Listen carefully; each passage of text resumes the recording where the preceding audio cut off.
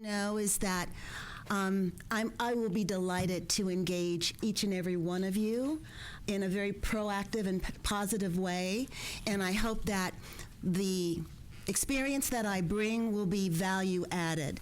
You do wonderful work on this board. This is a huge, as you well know, this is a huge endeavor. The system represents 2.1 million students who end 113 colleges, 72 districts. The leadership that we follow on this board has import and importance, not only in this state, but we're seen across the nation in the work that we do. So I'm delighted to be here. Thank you. Thank you very much. We're welcome. We're deeply grateful to the governor for his wisdom in selecting you, and for the first time in my memory, every seat on the Board of Governors is filled with an exceptional member. So thank you so much for being here, and we look forward to working with you. Going on to the President's report, one other good piece of news related to our board is the unanimous confirmation of Valerie Shaw to the Board of Governors. I know tomorrow is board member reports, but I don't know if you wanted to share any comments on that. It was a fascinating class. Well, we appreciate the Senate seeing the wisdom of your having you on this board as well. So thank you, Member Shaw. Just on a couple of other notes, I'm going to use the President's report also to report very briefly on the status of the Chancellor search, and I want to extend my appreciation on behalf of myself and the entire board to Vice President Estolano and the screening committee for doing tremendous work in helping recruit and review an outstanding pool of candidates. A very impressive group of individuals have come forward to offer to serve as chair of this great system. And so we are in the process of now reviewing those applications and beginning the process of conducting interviews.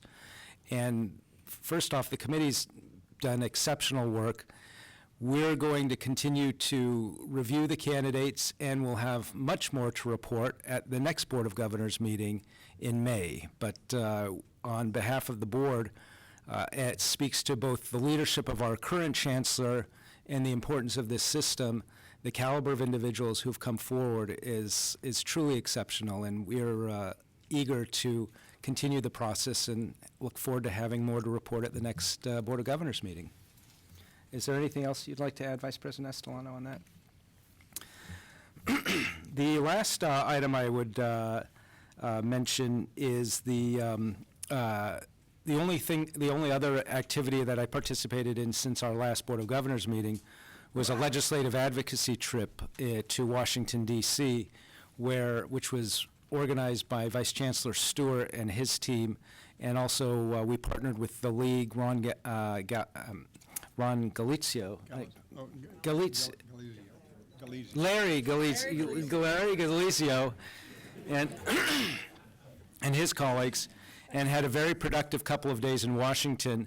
It was for the first time in my memory, the response we received was strong and enthusiastic from our legislators, and I was saying for the first time in my memory, both of our sitting senators came and participated in active dialogue with the Board of Governors and the other community college representatives. Senator Feinstein, who we thought was not going to be available, ended up spending about 45 minutes engaging with us on her commitment to community colleges, as did Senator Boxer, who gave us a number of issues that she was concerned about.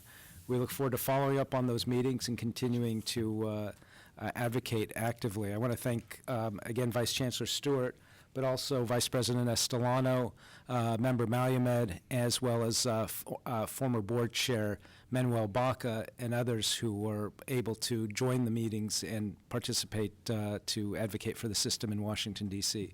So it was a great experience, and we think we yield important dividends for the state system.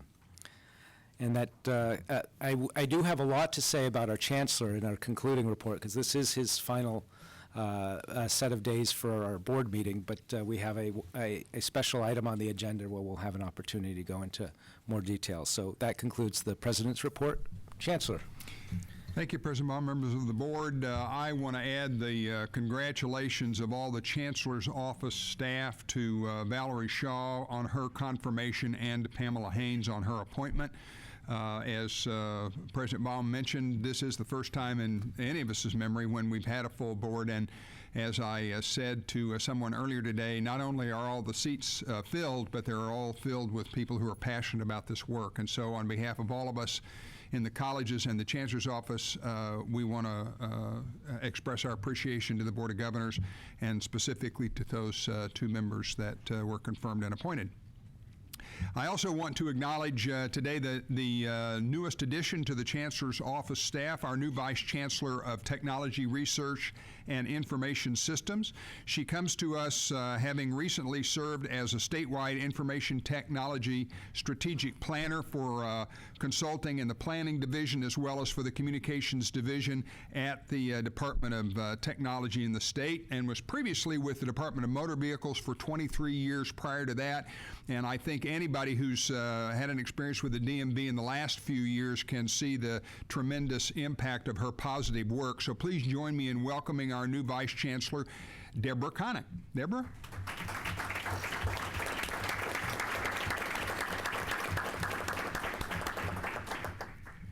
And unfortunately, when we get somebody in the barn, somebody gets out of the barn. And today we're saddened to report the last board meeting for Vice Chancellor Dan Troy of Finance Facilities. Now, Dan is going to become the Assistant Superintendent and Vice President of Administrative Services at the San Luis Obispo County Community College District, specifically Cuesta College.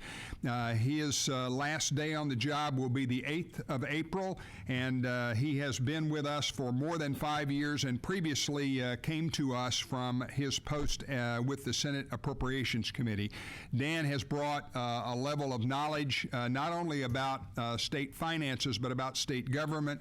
He's brought a poise and a calmness that has been extremely important not only with the field but down the street in the legislature. We're going to miss Dan tremendously.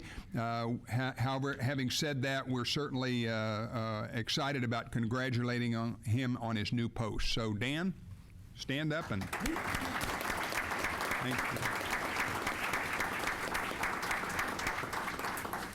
And when you're running right up on the May revise, the one thing you don't want is a hole leading your finance facilities unit. So I'm happy today to report that Assistant Vice Chancellor of Finance and Facilities, Mario Rodriguez, is going to step up and serve in an interim capacity. He's been with us for nearly 2 years, and he was previously with the Department of Finance. Mario, are you around?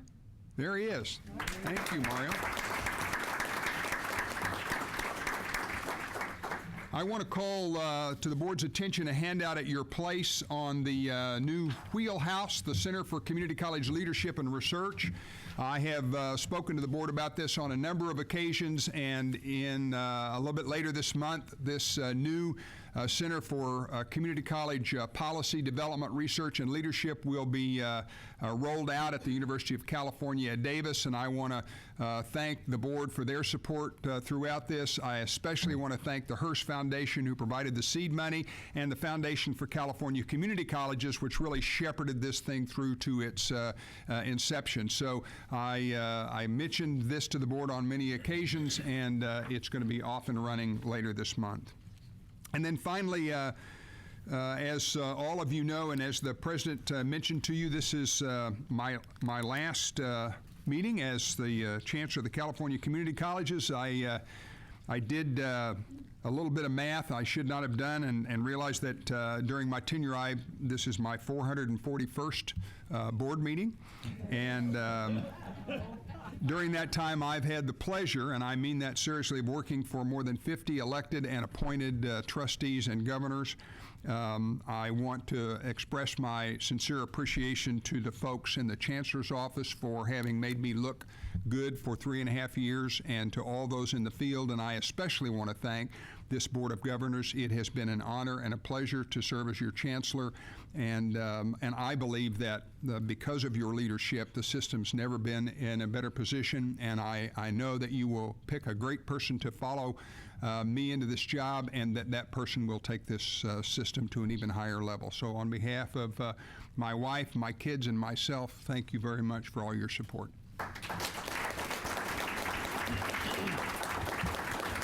And that concludes my report. Thank you very much, Chancellor. We'll move on to the consent calendar. There are 2 items under the consent calendar.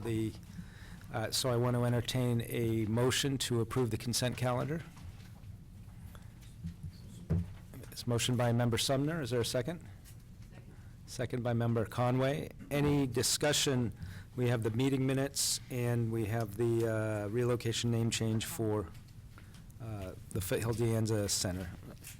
Member Epstein. This couldn't be more minor, but in the section where I gave my little report, it was Senator Warner was the right name. In the minutes, Warner? Warner? In the minutes, Warner, yeah. Right. Catch that, Karen? Thank you. Just wanted you to know I read the minutes. Thank you very much. I'm glad. And if, as a request from others in the audience too, if we could all speak closely to the end of the microphone when we address the board. Any other comments or questions? Okay, we'll go to a vote. All those in favor say aye. Aye. None opposed? No abstentions. The motion, consent calendar is carried unanimously. Now we move on to item 2.1, the approval of contracts and grants. There is detailed information, including a summary page of the contracts in our binders. So I will first see if there are any, if there's a motion to approve contracts and grants. So moved. So, and this motion by Member Belinsky, second by Member Hawkins. Are there any questions about? There are a number of very ambitious grants that are here before us. Member Belinsky. I don't have any questions, but I do want to call out 3 of them as my habit of ones that stand out for me is very important. Item 4, the Fiscal Crisis Management and Assistance Team, which is very, very helpful to many of our community colleges in terms of finance issues.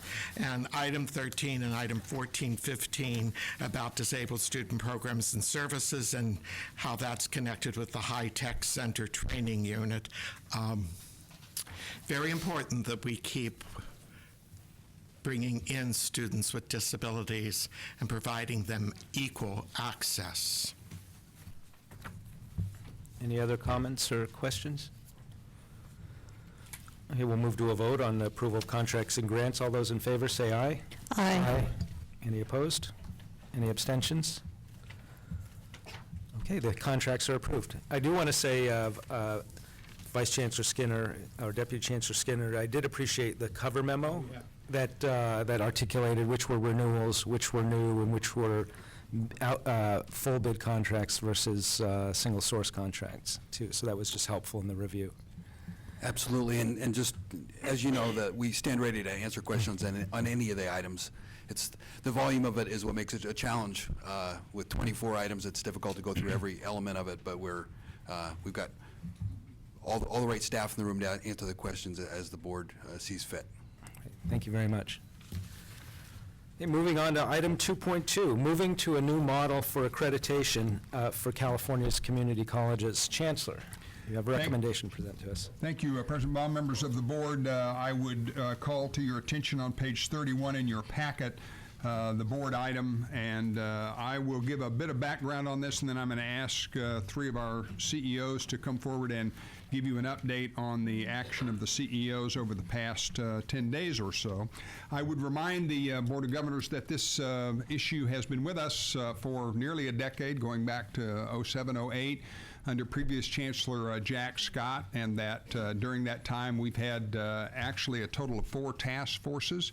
In addition to that, the third task force did issue a report which you saw initially in September of last year, and then in November, you took action to direct me to come forward at this meeting with a recommendation on a new model on accreditation, and that is the purpose of this item. I would acknowledge a number of people who are with us today who have served on this last task force and the implementation group as well. I'm going to read their names off quickly, and then when I get to the end, ask them to stand so you can acknowledge them. David Morris, Joanne Waddell, Rich Hansen, Meredith Randall, Pamela Haynes, Helen Benjamin, Stan Carrizosa, Brian King, and Cindy Miles. And I would appreciate if you'd all stand up so the board can acknowledge your service.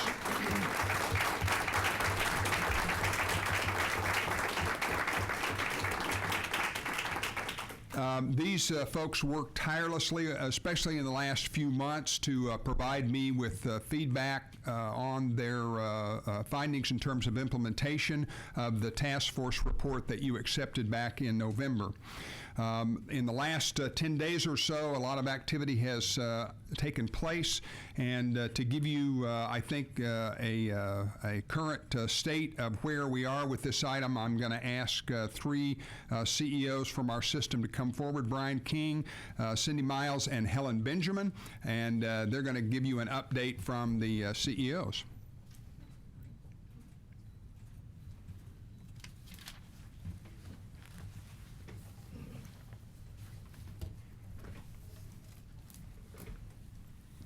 Well, good afternoon, President Baum, Chancellor Harris, and members of the Board of Governors. My name is Brian King. I am Chancellor of the Los Rios District here in Sacramento, and also the incoming President of the CEO Board for California Community College CEOs. To my left is Helen Benjamin, the Chancellor of the Contra Costa District and recent past President of the CEO Board, and to my right is Cindy Miles, Chancellor of the Grossmont-Cuyamaca District, and also a recent past President of the CEO Board. And by way of short background for the CEO Board, as you know, our state is very large, so trying to coordinate a group of presidents and chancellors is probably harder than herding cats, more like herding squirrels. And the CEO Board is a chance to coordinate some of our activities and have opportunities for coordination and communication. And nowhere was this more effective than in the last couple of weeks, as we've had a robust discussion and decision about steps to take with respect to accreditation. And it's only been a week. It's hard to believe that we had a statewide meeting, and it was a unique meeting in that the North and the South met together, that the tradition has been for Northern California CEOs to hold one meeting and Southern California CEOs to hold a separate meeting. But we had all of the CEOs in one place, and recognizing this opportunity, a steering committee focused on accreditation started planning for the discussion that happened a week ago today, about 10 days before the CEO meeting. And in addition to Cindy, Constance, and I, we had other CEOs participating in the planning for the discussion that happened a week ago today, including, and it's always difficult to name people because we'll leave out someone who's contributed, so many have been involved. But on the panel last week and on the steering committee were Constance Carroll, Chancellor of the San Diego District, Sandra Serrano, Chancellor of the Kern District, Ron Galatolo, Chancellor of the San Mateo District, Joe Weiss, President Superintendent at Shasta, and Frank Gornick, Chancellor of the West Hills District. So that group shared an email with those who were coming to the conference saying that we were going to have an extended conversation, and that's exactly what happened. With that email also was the evolving draft of the task force report to help inform the CEOs for the discussion that took place a week ago on Monday. So last Monday, we had more than 80 CEOs involved in the discussion, and we blocked off 3 hours, and that turned out not to be enough. We actually discussed the future of accreditation for about 4 hours just within that session, not counting all the time leading up to that session and all the conversations that happened after. And the dialogue was very thoughtful. We probably had 50 different people express their thoughts at a minimum during our open conversation. And dialogue is important, and learning about what's happening in accreditation is important, but if that doesn't lead to some sort of feedback and action, we would not have accomplished our goals. We had really all three of those goals. One was to share information about accreditation, one was to gather feedback, and the third was to develop very specific action steps. At the conclusion of the discussion a week ago on Monday, an overwhelming group of CEOs offered feedback that we do need to make important changes. and to do that in two ways. And in a moment, Helen and Cindy will talk about the two work groups that were a result of the desire to move forward and create a new model for accreditation. After the Monday dialogue, on Tuesday, the CEO board met and approved two very specific steps with work groups moving forward to advance both the short-term goal involving our current accreditor and the very pressing issues raised by the letter from the Department of Education in the October timeline. So there are short-term issues that we have to address together. And the second work group will look at the changing landscape of higher education and the need for better alignment in accreditation between 2-year and 4-year colleges and universities, both public and private. And another important point is that an awareness that this discussion has had a lot of attention in California, but we also have sister colleges in Hawaii and the Pacific Islands. So we are making efforts to include not just our California CEOs, but all of the CEOs who need to lead this effort with the understanding that the CEOs of the colleges are the representatives to the accrediting body. So the leadership responsibility is very important and one that we take very seriously. The last bit of recent history: on Friday, Helen and I were invited to attend the retreat of the commissioners of ACCJC, and a very important opportunity to share the feedback and the conversation that happened on Monday, and also to lay out some steps that we have to execute together moving forward so we can convert the dialogue into action. And the resolution that's before the Board of Governors today does an excellent job reflecting all the conversations that have happened, including the task force, and more recently the discussion that happened on Monday with the CEO board, on Monday with all of the CEOs, on Tuesday the action with the CEO board, and also understanding an openness from the commission to engage in dialogue and how to improve the short term and the long term.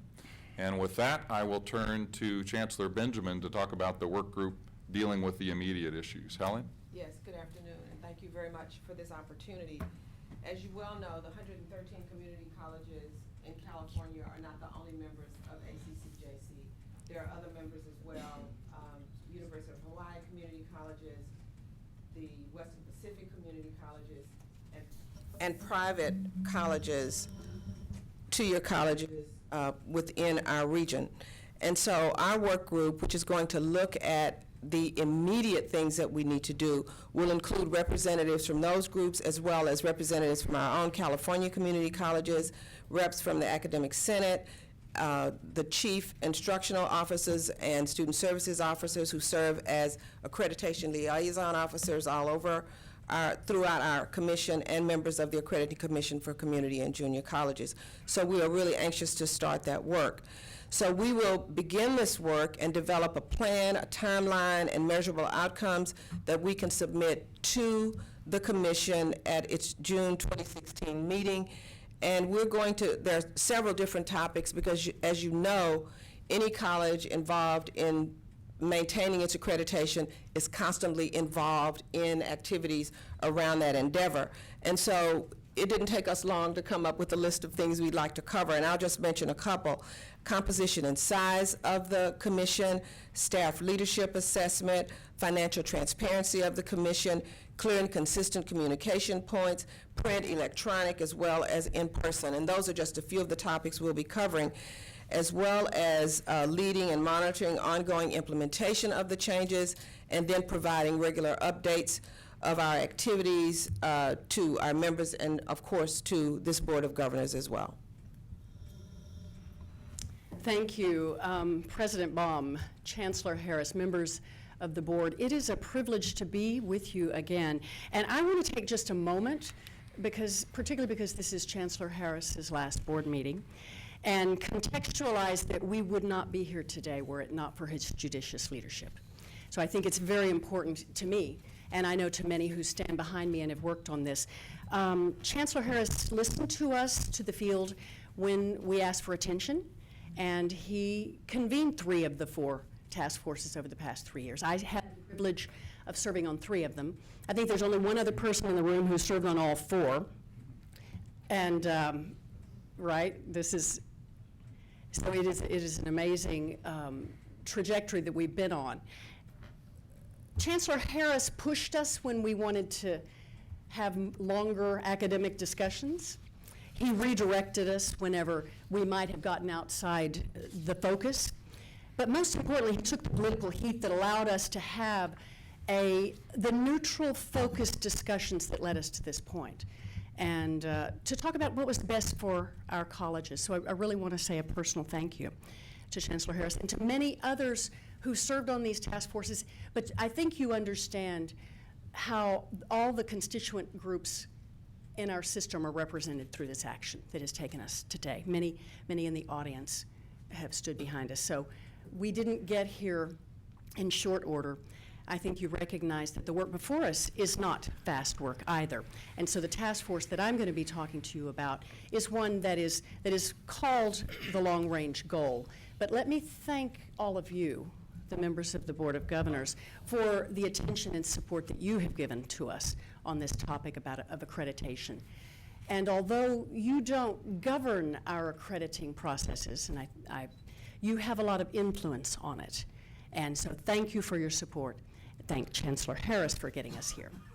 As it pertains to the second work group, we're calling this the Western Region Higher Education Accrediting Model Work Group.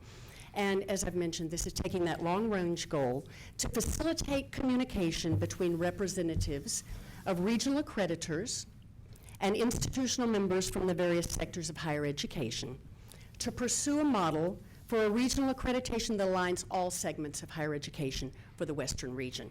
So just as was mentioned earlier, we would be looking at members of our California CEO, the CEOs from our member colleges in California. We would also be looking to the institutions from the Hawaii community colleges, from the Western Pacific community colleges. There are private two-year colleges that are members of ACCJC that would be invited to this task force, as well as our ACCJC Commission and the WASC Senior Commission, and perhaps others if they become appropriate.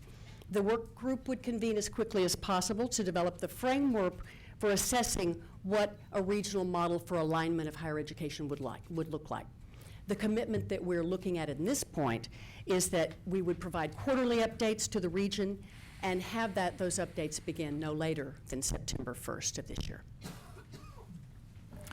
Thank you all, and I would call the board's attention at your place to the resolution, and the one you should look at has a little sticker saying revised on the bottom. For those of you in the audience, it's one that on page 3 of 3 has some red changes that were the result of conversations with the Board of Governors earlier today. I won't read through the resolution. I will simply tell you that it does provide the background on the board's authority and responsibility related to accreditation. It then does go into specifics on the concerns about accreditation in the community colleges Western region, and then a pathway forward in terms of the resolved portion of the resolution. And so it is recommended that the Board of Governors approve that resolution in support of the California Community College CEO's initiative to fundamentally change the accreditation process and structures, and to monitor their progress with periodic updates to the Board of Governors beginning at the July 2016 meeting. With that, be happy to answer your questions. Before we start with questions, I want to make sure each of the board members has the most updated resolution before them. Does everybody have it? Okay, and then I believe there are a number of members of the public who wish to address the board. So are there any questions that board members would like to raise before we hear from the public? Okay, we'll go to public comment that will be coordinated by Vice President Estolano. Okay, I'm going to call 3 names, and if all 3 can come forward, and we'll just keep working through it. We have Wendy Kaufman, followed by Karen Saganar, and Alvin Jha.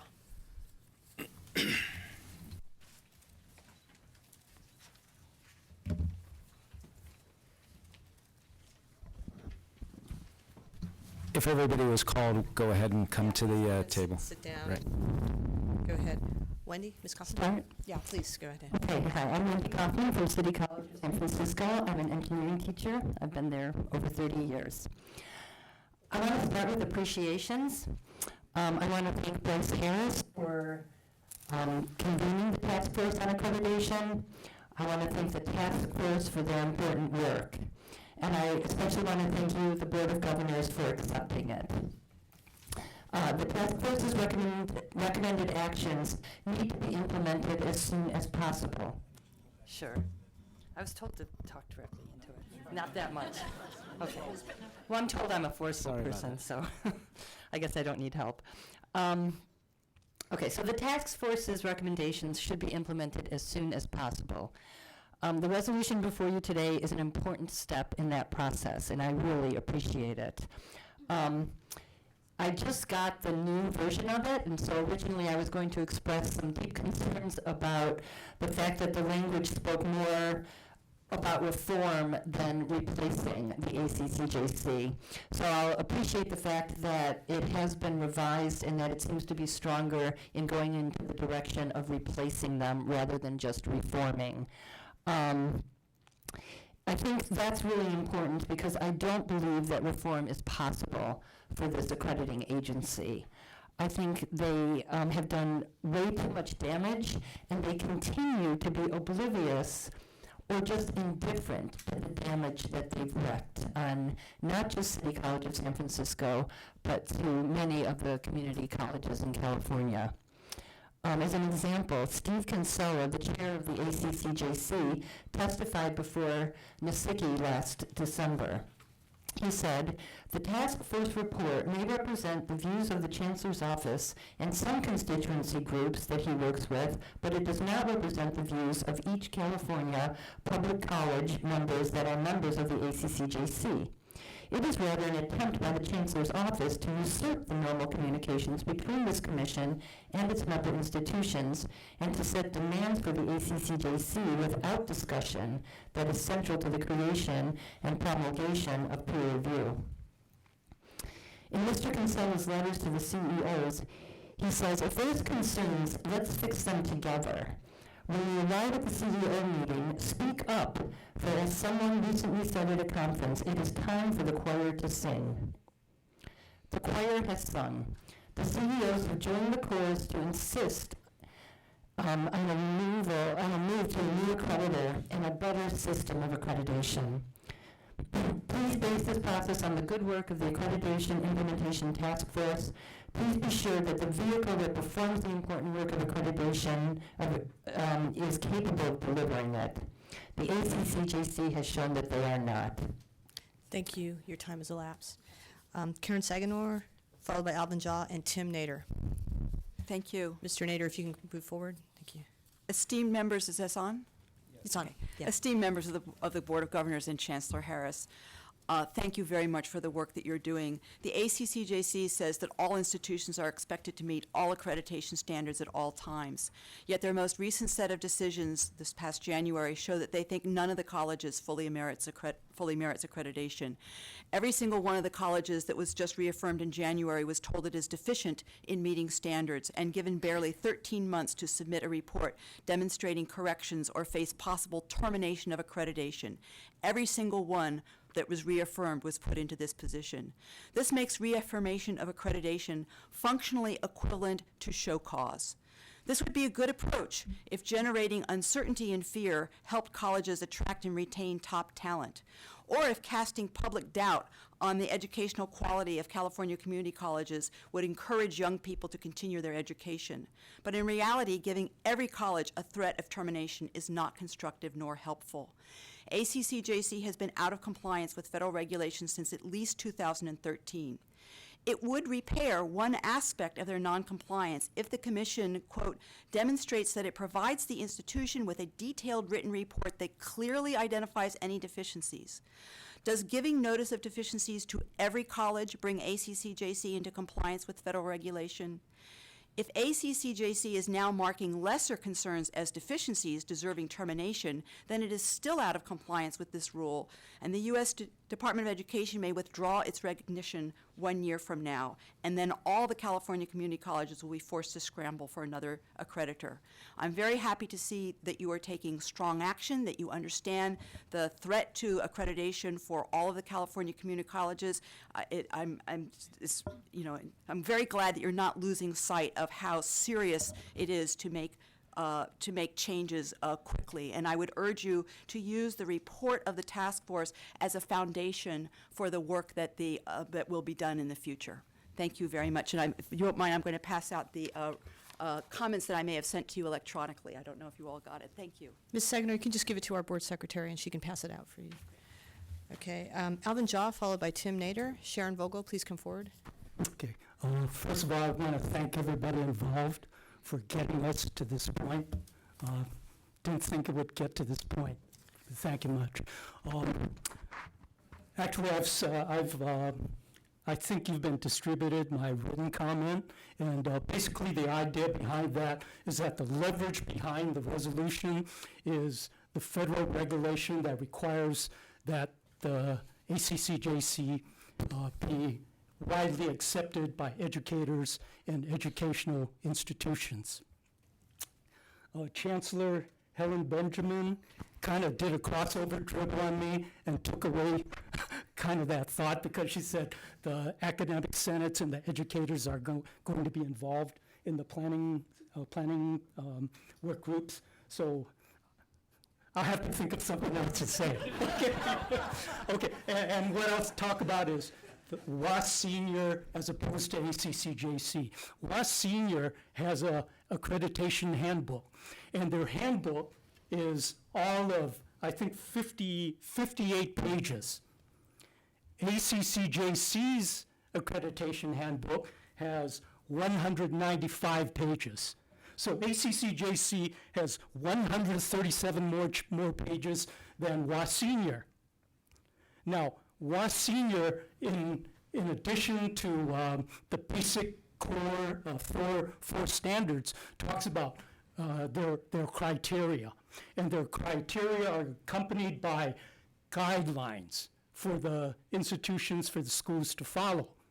Now, on the other hand, what ACCJC has in their handbook and requirements is, I think, hundreds of first of all, standards, substandards, sub-substandards, sub-sub-sub-substandards, which all must be complied with per their requirement. Now, if you look at the WASC Senior requirement, they require substantial compliance for their institutions. What's the difference here? The difference, in my opinion, is that instead of looking at the value of the standards for the students' sake, the standards are basically something to hold over the head of the institutions to project their power, their power, Matt. That's to me, that's the bottom line. All they're really after is power. It's not about quality of education. It's not about validation of the quality of education at the schools that they accredit. So get rid of these guys. Thank you. Thank you very much. Thank you, Mr. Jaw. Tim Nader, followed by Sharon Vogel and Timothy Kelly. Go ahead, Tim. Thank you. My name is Tim Nader. I'm one elected member of the Southwestern Community College District Board. I want to thank Chancellor Harris and the members of this Board of Governors for all of the hard work I know you've done to get to this point. I did attend the NASEQI hearing in Washington. Unfortunately, my plane arrived too late to actually hear your comments, Chancellor Harris. Unfortunately, also, I did hear the rebuttal from ACCJC, and it was frankly rather disheartening to hear the denigration of the efforts that people here have made to advance the cause of education at the community college level in California. I was a former mayor of Chula Vista, the largest city in our district, and I'm an attorney by profession. I never had an aspiration to be elected to a community college board, but several years ago our district was engulfed in a corruption scandal, and I and others in the community took it upon ourselves to attempt to clean it up, which I think by and large we have been able to do. I was appalled to find out that the representative of the Accrediting Commission had come to the board and said they shouldn't be questioning what the administration was doing, that they should disappear and let that administration run the district. Just as more recently I've been appalled that we were assessed a special surcharge to fund the litigation defense costs of the ACCJC, and we were told specifically in a letter from that commission that if we did not pay that assessment, the accreditation and therefore the financial aid of our 20,000 students would be threatened, in fact, summarily revoked. we need an accrediting commission that meets the standards that are spelled out, I think, very eloquently in your task force report. One that believes in that education is the purpose of accreditation. One that does not put community colleges in fear that our students' educational opportunity will be jeopardized if we have an internal governance decision that the commission disagrees with, or if we make fiscal decisions that prioritize students' education but maybe not the agenda of the commission, that threatens our accreditation if there is communication between our employees and our students and our policymakers, or that threatens our accreditation if we don't pay their legal fees. We need an accrediting commission that supports constitutional democracy and the system of elected representatives that our state has. We need a commission that views our employees as partners rather than adversaries in educating our students. And we need an accreditor that understands fundamentally that the educational opportunity for students in our respective districts is the reason for existence for all of our institutions. I would strongly urge you to adopt the resolution before you as a first step. I would suggest exploring opportunities to cooperate with the Department of Education. I'm a little bit concerned when I hear about 5-6 year timelines with the current regime. And hopefully, in cooperation with the Department of Education, steps can be taken to create a more responsive accrediting regime. Thank you very much, and thank you again for all your work. Sharon Vogel, followed by Timothy Killikelly, and then Joanne Waddell. Please come forward. Sharon Vogel, President of FAC, and thank you, Chancellor Harris, President Baum, and the Board of Governor members. What an exciting day. It's been a very exciting year. FAC wishes to thank the Chancellor, Bryce Harris, for his leadership and support in forming and supporting and listening to the Accreditation Task Force. We also want to thank the task force for their very thoughtful and deliberative process and the recommendations they brought forth. All this has led us to this day. FAC helped provide testimony at NYSECI in December and met with the Department of Education in January when we went back to Washington, D.C., and discussed ACCJC when we were with the Department of Education. FAC is appreciative of the leadership of our community college CEOs who, in cooperation with our Chancellor, have brought forth this resolution. FAC looks forward to the movement toward a new accreditor for California community colleges. Our faculty deeply appreciate the peer evaluation process and the high standards that the accreditation process sets forth. We are excited to implement this process under a new accreditor. Thank you for your support on this resolution that's brought forth today, and thank you for supporting our community college students. Thank you, Ms. Vogel. Timothy Killikelly, Joanne Waddell, followed by Elisa Messer. Yes, thank you very much for letting us speak today. We appreciate that. I'm Tim Killikelly. I'm the president of AFT 2121, Faculty Union at City College of San Francisco. I want to thank everybody who has brought us to this day. And for me, it's a day that actually I have a lot of emotion today because it's really been a long time coming.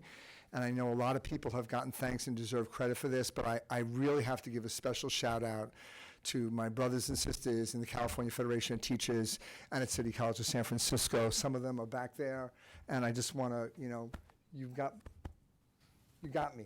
You got me. We got each other, and that's led to this day.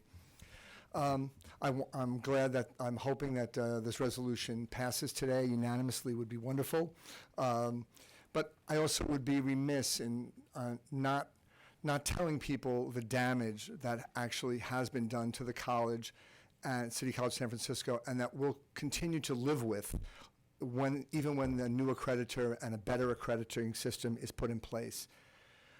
We have lost enrollment of over a third of our students. A lot of them, there's no evidence they're going anywhere else. They've lost their educational path and opportunities, and it's the saddest thing about all of this. It's really been sad. The actions of the commission led to the dismantling, at least for a period of time, of democracy for our community. Our elected officials had no authority. The damages have been significant, and the fear they've spread throughout the whole system has been very significant. I also feel like I need to, going forward, there's one huge concern for all the colleges, and that is retaliation from the commission and damage that still might be inflicted upon colleges that have decided to stand up against what's happened. We feel this particularly at City College of San Francisco because we have a special process called restoration status, and we have people coming in October, and the standard for us is not the standard for any other college in the United States of America. We need to have full compliance with standards, whatever that means, compared to substantial compliance, which is what other colleges have to have. So we're in a particularly vulnerable state, and we hope everybody understands that, and that all of us are in a vulnerable state, and that we need to be diligent about making sure that as we take our steps, that we can protect against any retaliation that they will have, that ACCJC may have against any of the colleges. It's a really important thing. So again, I just want to end by it is all these things are there, but also this is a joyous day for us. The moving forward with this process is critical, and I want to thank you so much from my heart. Thank you. Joanne Waddell, followed by Lisa Messer, then Jeff Freitas. Chancellor, Governors, I'm Joanne Waddell, President of the Los Angeles College Faculty Guild and a CFT Vice President representing 25,000 faculty in the California community colleges. I urge the governors to take a bold yet reasonable step today and approve the resolution before you. As a member of the 2015 State Chancellor's Task Force on Accreditation and its subsequent 2016 Implementation Task Force, I have firsthand knowledge of the many representative groups that have converged over the past decade to bring attention to the problematic accreditation processes in California, and importantly, to provide a solution to the problem.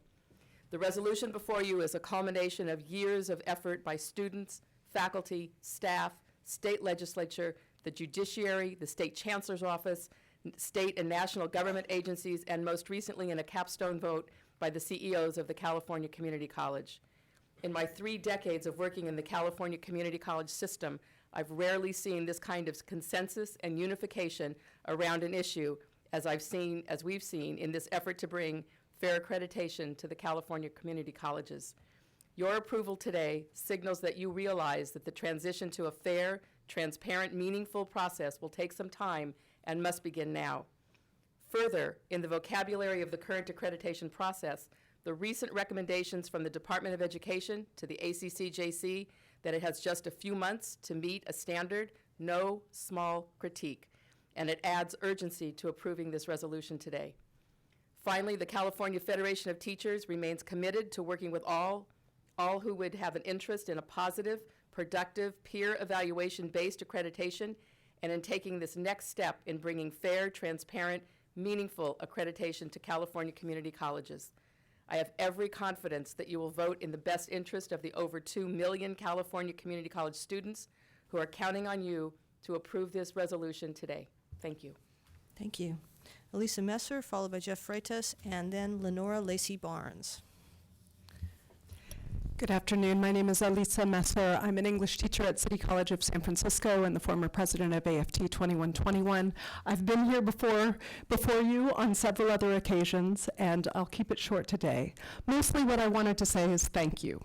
I wanted to thank the Board of Governors for listening, because over the last couple of years, we have come to you with a problem. There have been task forces. There has been a lot of discussion about something that initially was challenging for people to hear, which was that we had a serious problem with our accreditation system and our accreditor.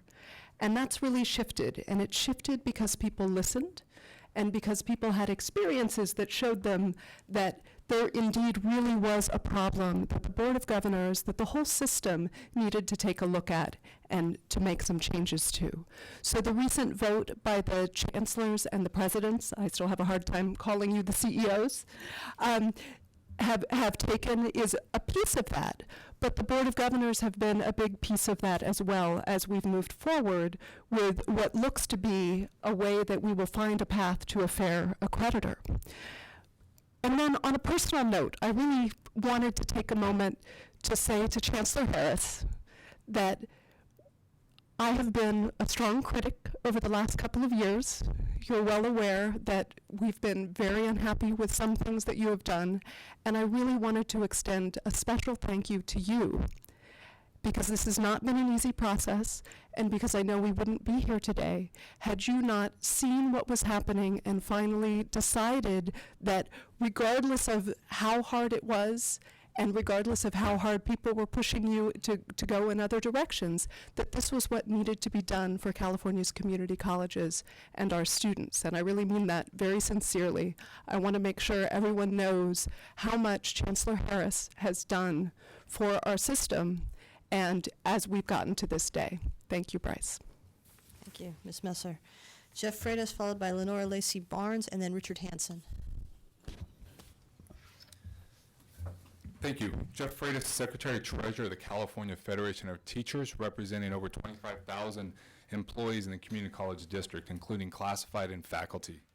I want to thank the President Baum for allowing us to speak today, and especially address Chancellor Harris. I believe shortly after you were announced to be the Chancellor, you and I were at a Prop 30 press event. So thank you for your work, and congratulations on your retirement from the board. The CFT is in support of the resolution that's in front of you. The broad support of addressing this issue with the ACCJC and the accreditation issue is very important. You've seen the Department of Education take action on this. You've seen the legislature take an action on this. You've seen us take action on this. And you obviously have been taking actions. This is the fourth task force that you've embodied to be able to look at the accreditation process in California. The California Federation of Teachers, we address this and say that we need to take back our community colleges, and you are taking those steps to do that by passing this resolution today. One of the things that the California Federation of Teachers asks is that all stakeholders be involved in this process and in the investigation on how to move this. You've done this already through the task force. A representative of CFT was on that task force, Joanne Waddell, and has spoken to this today. We ask that all, as I said, all stakeholders, including classified, be involved and to be able to look at how we move forward. One of the things I want to bring up is not the CFT looks at this as a statewide issue. We have been looking at ACCJC way before San Francisco issue arose, way before we brought the lawsuit forward. And we even want to look at the situation and bringing back Compton College accreditation. We need our communities to be running our community colleges. And that's something hopefully that you will be looking at with your process to fix the accreditation agency. So again, CFT asks that you support this resolution, pass it unanimously, and move forward to have a better accreditation system. Thank you. Thank you, Mr. Freitas. Last call for Lenora Lacey Barnes. Otherwise, go ahead, Mr. Hansen, followed by Lynette Niaga, and then David Morse. Good afternoon. Rich Hansen. I'm here for CCCI, the California Community College Independence, and I guess I should also say FAC, the Faculty Association of California Community Colleges, because I often wear those two hats. And I think that might be why I'm the one in the audience who was attending and a member of all four of the task forces. So I'm that one other person Cindy Miles referred to. Yes, it's been a long haul. My group, CCCI, was an early group to draw attention to some of the problems with the ACCJC. But I'm really not going to say much about that today, because today is all about the future. And for that, I'd like to thank the board for taking up right away our new model approach to what we wanted to try to achieve this day. And you've really been a solid supporter of the effort to improve our accreditation. And I do appreciate the new language that I just saw for today. I think it strengthens the resolution. I'd also say that what I feel in terms of history right now, we've got a true confluence of all the interests in the system. The chancellors and presidents, CEOs, rightfully were a bit cautious. I think at this point now, though, they've coalesced around a point of view and are willing to move forward, and they've got the support of the faculty, I can guarantee you that. However, it's still a little unclear where we're going to go, and I know we can't know the future. But I did want to ask you to, as you go into the coming years of the work that has to be done, to keep in mind that the importance of having a unified higher ed accreditor. The community colleges have been isolated in the only region that has a 2-year only accreditor. We need to step up. It's our history over the last 30 years has been to move somewhat away from K-12 and toward higher ed. We need to take our rightful place there. So looking to the future, I hope you'll bear that in mind as the future decisions are made and plans are made for this alignment. I'd like it to be a more than just an alignment, but a cohesive whole, and have us be part of that whole. Thank you very much. Thank you.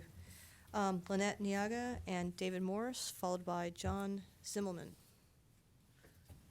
Go ahead, Lynette.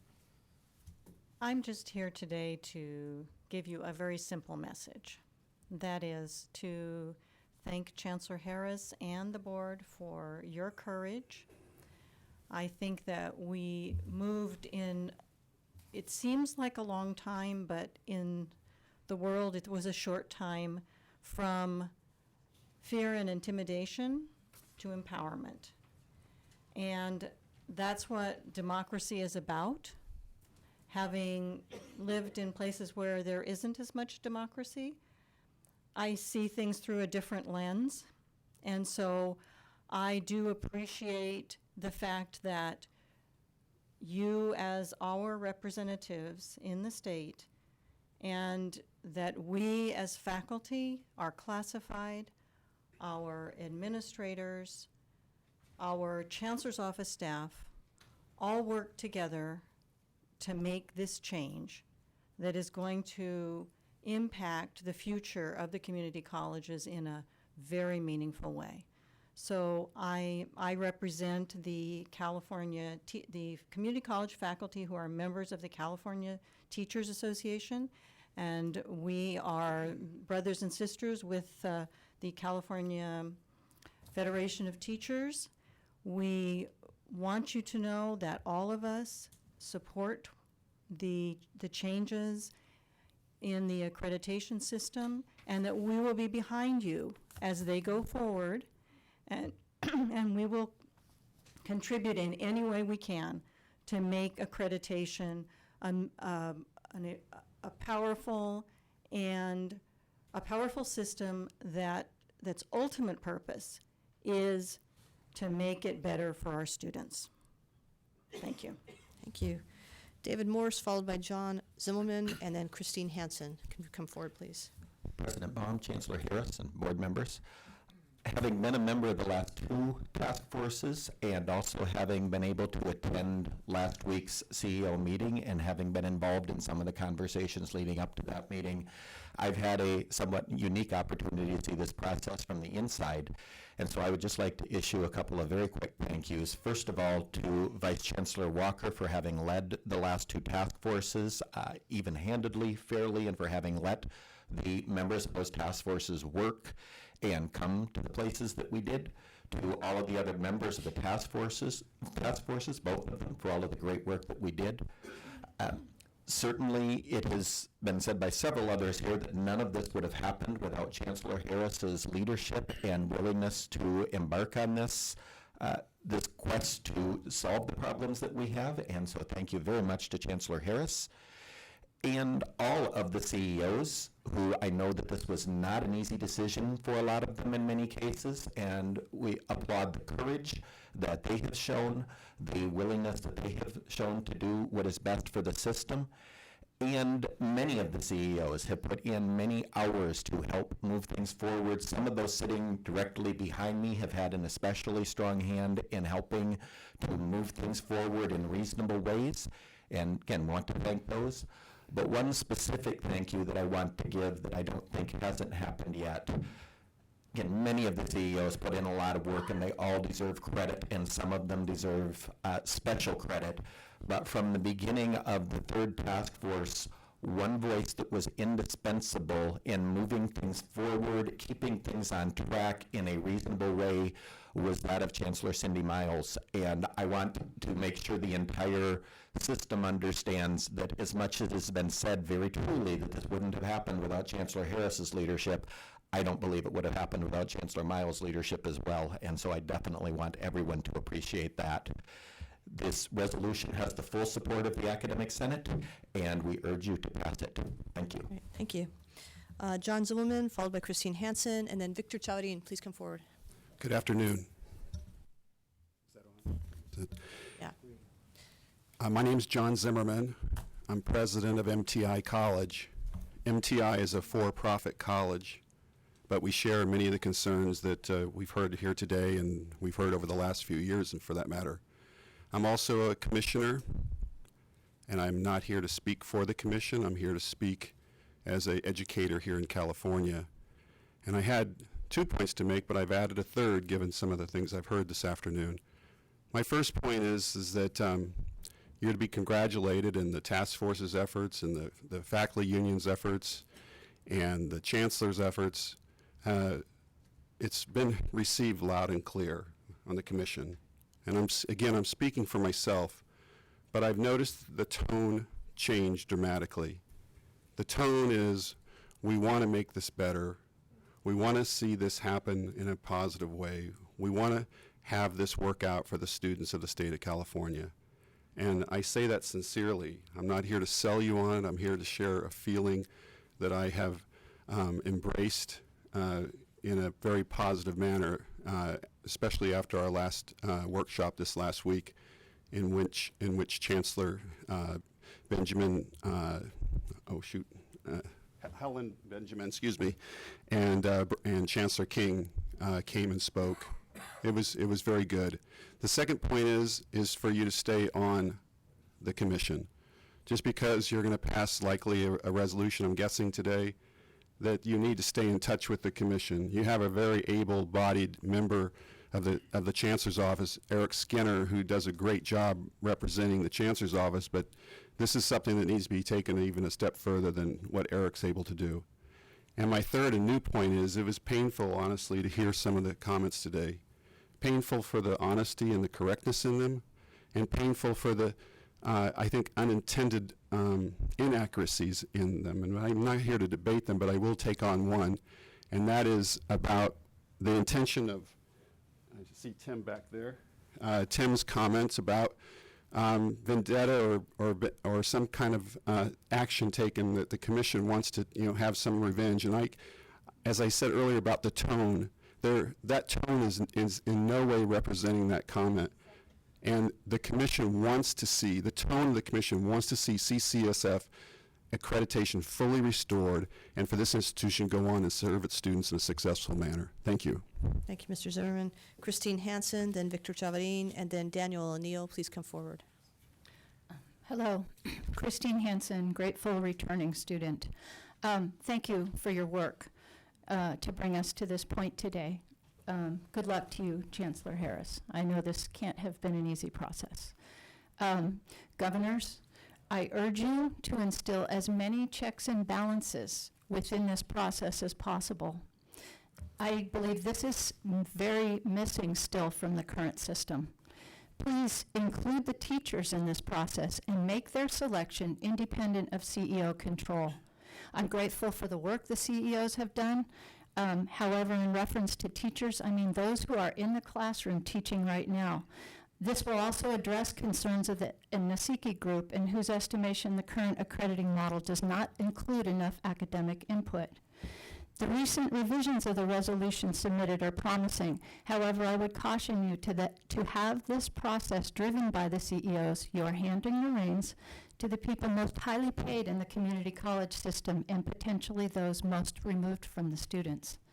They are also the only group in the state that is allowed to double and triple dip on pensions when helping troubled schools, specifically in achieving their accreditation. Merely trusting that your hands will still be on the reins because the CEOs participating will report to you could be of concern. Recall that the special trustee Agrella appointed by this body was charged with reporting to you. However, he retired before that reporting date, and this body was not able to ask any questions of him about his time at City College. Missing also from this resolution is regress and protection for the schools currently under sanction. The current system does not meet the federal guidelines in the important areas of due process, clarity of reporting, and wide appeal. However, it is still under that system that many schools, including City College, will continue to be judged. Thank you. Thank you. Victor Chavadin, followed by Daniel O'Neill, and then I think Lenora Lacey Barnes may have come in. Please come forward. President Baum, Chancellor Harris, members of the board, thank you for letting me speak. As previously noted, the SSCCC, the only recognized student body organization, fully support the task force findings, and at our coming April meeting, we will create a letter of support for the resolution as well, pending approval. The current resolution, we want to thank everyone participating in this, the CEOs for working so hard on the resolution and so on, and everyone else included in the project, and for Chancellor Harris leading the charge and making sure it's done. A note moving forward, though, is that all the talks that include teachers, include others, and include us, you want to include the people that are most affected by the accreditation, and that's the students, the reason we're at a college anyways.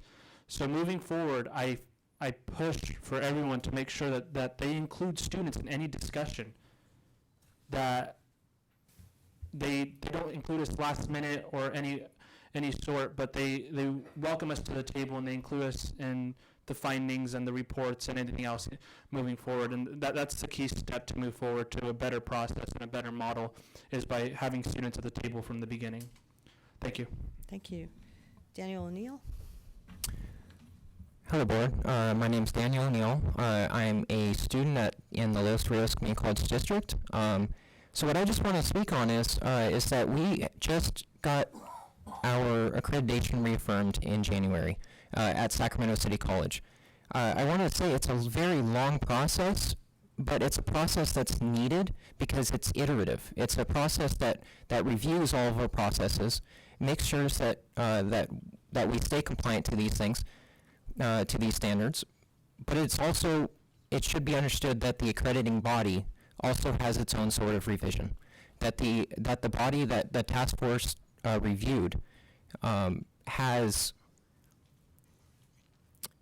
a revision process of its own, and this task force did exactly that. I completely agree with the recommendations from the task force, and going forward, I can see how a process with transitioning into a new accrediting body could work out well for students, can work out well for faculty, it could work out well for administrators. Just having that review process is needed for every organization, especially such a large system such as ours. Thank you. Thank you. The last speaker I have on this item, so if you haven't put in a card and you want to, this is it. Lenora Lacey Barnes. Thank you. Thank you. Good afternoon, President Baum, Chancellor Harris, board members and guests. Thank you very much for accommodating. The last 3-point turn on the train was infuriating. Greetings from the Central Valley and State Center Community College District, home of Fresno City College, Reedley College, and our system's most recent community college, Clovis Community College. I could think of nothing more exciting to do on my first day of spring break than to be here with you all today and engage this very, very important conversation. I, on behalf of the unionized faculty in State Center, reached out to our presidents prior to their meeting in Yosemite to highly encourage them to move this struggle with ACCJC to the next level. I certainly was not alone in that effort. We were excited to learn that the college presidents, the CEOs, overwhelmingly voted and decided to move to a new accreditor. This was and is the right decision, and we wholeheartedly applaud this decision and their efforts in arriving at that decision. I was listening in on the conversation, and I heard that it was 4 hours of very intense conversation. Many of us are fairly versed at the history here. We've learned a little bit more today, so I won't recount it, but this resolution before you speaks to a culmination of efforts, and we commend the board for understanding the current and dire, damned if you do, damned if you don't, situations that our colleges have been placed in by the ACCJC, and for moving this resolution forward for your action today. We know the transition away from ACCJC will take time. We are under no illusion. It will be imperative that union and academic senate faculty work collaboratively with administrators in all local and state constituencies to make this move as smoothly and as efficiently as we can. The unionized faculty and state center stand ready to make this transition in order to best serve the students of the Central Valley and collectively the 2 million plus students in California whom our systems serve. As Senior Vice President of the California Federation of Teachers, as Jeff mentioned, representing faculty and classified staff, we have been working hard, and we stand ready as well at that level to continue this work with the Board of Governors. Thank you very much. Thank you. And that concludes our public comments on this item, Mr. President. Thank you very much, Vice President Estolano. So before we go to board member questions or comments, I wanted to see if there is a motion to approve the resolution that... Mr. President. I'll second that. Okay, so I have a motion by Vice President Estolano and a second by Member Budnick. For the resolution as presented that and marked as revised, the language that is marked as revised, I will open it up for board member questions or comments. Member Burdick. We're going to be embarking on a very nervous-making journey as we go into this. I would like to see some kind of very strong communications web page or something that really tracks what is happening, what we don't know yet, and just rumor control. In the past 2 weeks, I've been told all sorts of things that we've already decided, and they're presented with great authority. And we can't be putting out fires everywhere. So to have a really good communication device is going to be important. Is there, I point that to the Chancellor and also the CEOs who will be leading this effort, what are the tools that can be used to keep the system informed as to the progress being made? Well, I think by nature of the resolution, the CEOs are required to keep this board informed, and as part of that process, it certainly wouldn't be a challenge to put a link on the Chancellor's Office website that provides some periodic updates. I think that's a reasonable. I forgot too, before we continue to engage in more conversation, we do have a member of our board who does serve on the Accreditation Commission who has recused himself from participating in this conversation. So I wanted to make a note of that as well. Other questions or comments? Member Haynes. Haynes. I'm sorry. Yes. Having served on the last accreditation implementation task force, I'll just say to begin with, I am in support of this particular resolution. And I would also reiterate what others have said that have come before you, that the resolution is, in many respects, the easy part of this process. The hard part and the hard work is to really keep some kind of alignment. And we were going to, I'll say reform, but an alignment so that none of our colleges are not accredited in this process. So that transition is extremely important. And I'll just use the example of baking a cake. If you open up that oven too much, if you don't take the time necessary, that transition can befall lots and lots of issues. And so I did hear someone say we need to move with speed. I think we need to move with speed only in that we keep the train moving. But we also need to make certain that where we go is where we intend to go. And so I do want to commend my colleagues and the colleagues before me that have worked on this particular issue. It is no small accomplishment that we had so many CEOs and others who were in support. That should be taken very, very seriously. And I thank you for your time. Thank you. Member Budnick and then Vice President Estolano.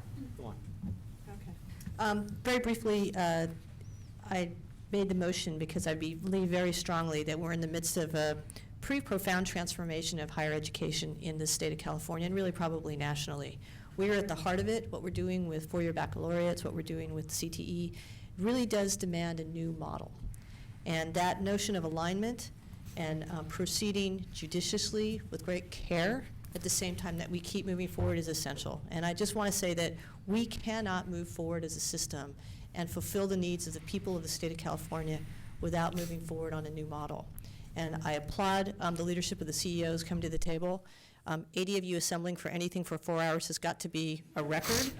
And I too want to add my voice to thank Chancellor Harris for his leadership. In 3.5 years, he's led on so many issues, but I'm sure this is not the one he really wanted to have to lead on. But he stepped up to the plate and really brought people together in this moment. Even as he was headed out the door, he made sure that this was nicely tied into a bow, and what an amazing feat. So thank you for helping us get to that stage, and I urge an aye vote. Member Budnick. Thank you. I agree with Vice President Estolano that I really believe that this is a new era, a new chapter for us. And I just really want to kind of think back to my first meeting when I first got appointed and stepped into this mess. My first board meeting, and I see a lot of the same faces that were here 2 years ago. And I just want to commend all the teachers and the students for vigorously and passionately fighting for what you believe in, and fighting for a better system, and fighting for better education for your students. And I also want to thank the CEOs for the incredible hard work. Not often do you find all these various stakeholders on the same page, and it's so nice to sit in a meeting where the public comment is actually happy. So I'm really excited to be here today and to be a part of this, and I as well urge an aye vote. Member Epstein. I also joined the board right around the time this activity started, and I appreciate the kind comments today. I do, though, recall there were some pretty negative comments that I thought were unjustified, and I called it out at the time. And I hope some of you who maybe made those comments have a little bit of regret in seeing how this turned out. And I want to thank the Chancellor for his excellent work in leading us to this. I also really appreciate the work of the CEOs to step up and really take charge of this activity. I think it's very important, and it's really gratifying to see the kind of consensus that came out. I do want to explain the change that was made in the resolution was in part just to make very clear that the Chancellor's office also has to play a direct role in this, not just a supporting role, but that they have to be actively involved in all of the activities that this group is going to perform to make this work out right. And I just wanted to explain that was why we suggested that amendment. I have urged an aye vote as well. Member Conway. Thank you, Mr. Chairman. As a recovering legislator, often presented with bills and resolutions without much time to think about them, a quick and easy way to gauge where you might want to be would be to look at who's supporting the bill and who's against the bill. I think it speaks well that in the plus and minus column, I'm seeing a lot of who's supporting this effort, and none, or not many, on the side of the group that would say, you know, don't do this and let's stay where we're at. I know many of you personally that will serve on this commission, and so I trust that it's going to be thoughtful and it's going to be thorough, and that we will get a product that benefits all students in California. And actually, when we benefit our students in California, we benefit California. So, Chancellor Harris, I was only on the end of a few of those meetings, and I think it might have been my first meeting. I'm like, what's going on? They didn't seem to be very respectful comments, but today I'm not sensing that.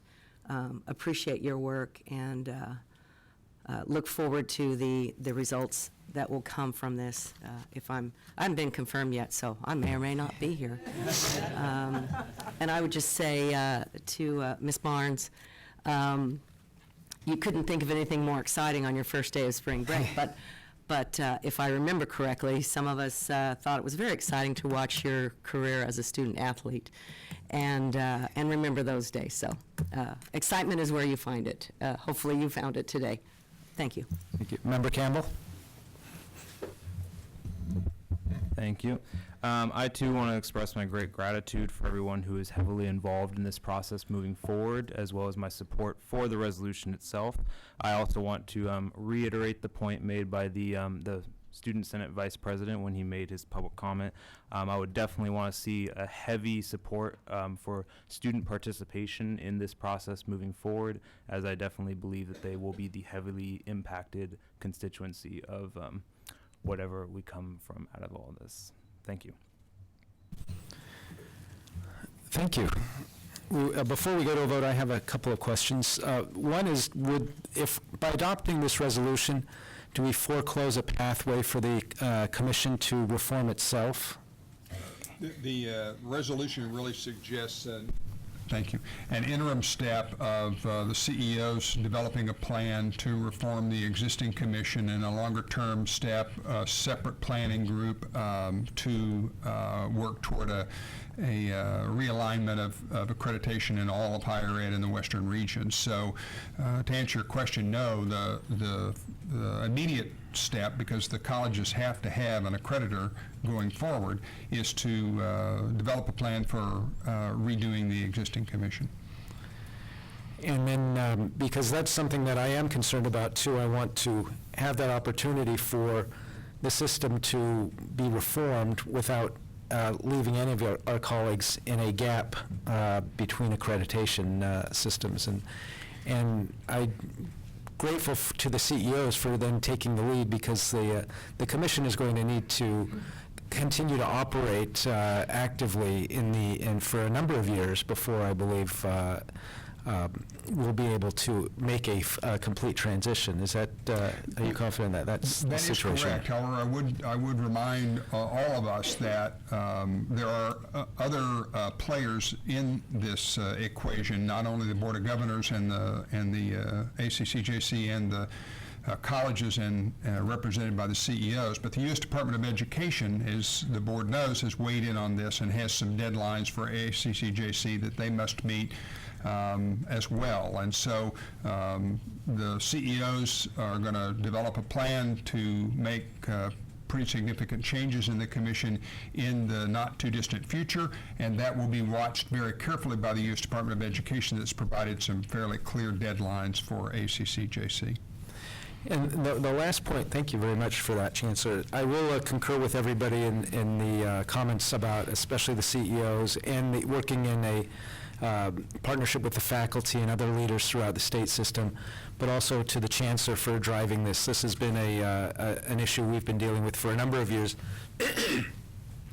And I don't want anything interpreted that this board does not welcome accountability or accreditation, because it is very important. The trust that we've developed in this system and the confidence by the state legislature and the governor and others is because we have welcomed accountability, and accreditation is part of those that standard of accountability that we welcome as a system. And there have been times in the last number of years, that accreditation did reveal shortcomings in our individual campuses. And even though it's painful at the time, it still continues to be very important that we undergo this kind of review and that we continue to hold ourselves to standards that must be maintained in order to guarantee the quality of instruction and service that we're providing to our students.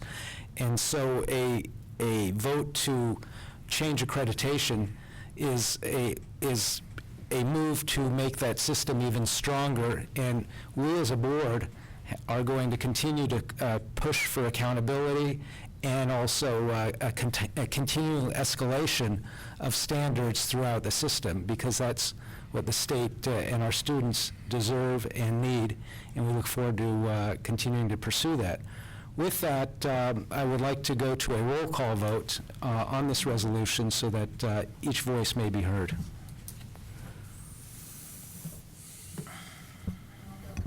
Aye. Aye. Abstain. Aye. Yes. I can't hear her. Aye. Aye. Aye. Aye. Aye. Oh, he and Campbell share a vote. Aye. Aye. Aye.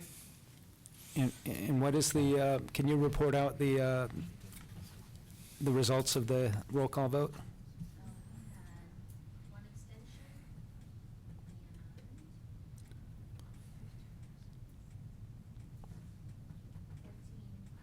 That would be unanimous. Okay, so the motion carries, the resolution is adopted. We will take a brief break and we will reconvene at 1:45.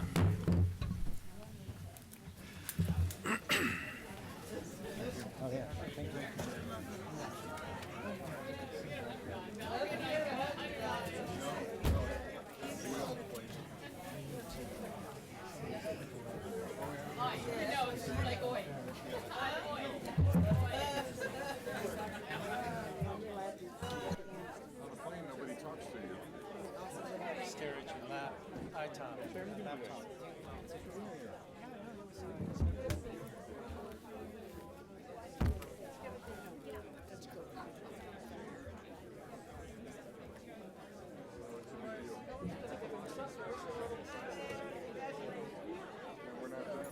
Good job. Nice to meet you, Valerie. So, we're not at the finish line. Yeah.